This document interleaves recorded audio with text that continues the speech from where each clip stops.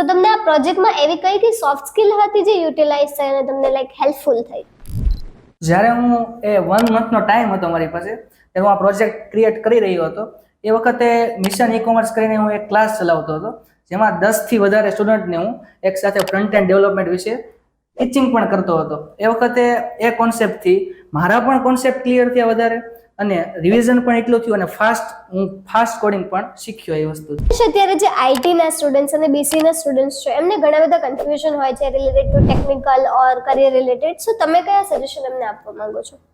If personally જો હું IT ના સ્ટુડન્ટને કોઈ સજેશન આપવા માંગુ તો એ છે કે જ્યારે આપણે કોઈ વેબસાઇટ જોઈએ ત્યારે આપણને એમ થાય કે આ બહુ જ મોટી વેબસાઇટ છે, કઈ રીતે હું બનાવી શકીશ, કઈ રીતે હું આને પૂરી કરી શકીશ.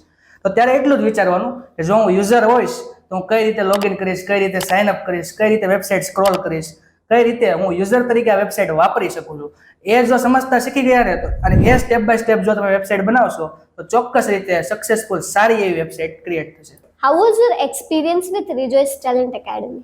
અહીંયાનું એન્વાયરમેન્ટ એવું છે કે આઈટી કંપનીમાં જ તમે વર્ક કરી રહ્યા હોય ને તેવું તમને લાગે છે. અને જ્યારે પણ નાના મોટા તમને કોઈ બગ્સ હોય કે ટેકનિકલ એરર હોય તો તમને ડાયરેક્ટ ડેવલપર જ સોલ્યુશન આપે છે. તેમજ લાઈવ પ્રોજેક્ટ પર પણ તમને વર્ક કરવા મળે છે. તેમજ એવરી સેટરડે અહીંયા નવી નવી સોફ્ટ સ્કિલને લગતી એક્ટિવિટી થાય છે, જેમાંથી મારામાં લીડરશિપ અને કોમ્યુનિકેશન સ્કિલમાં પણ ખાસો એવો વધારો થયો છે.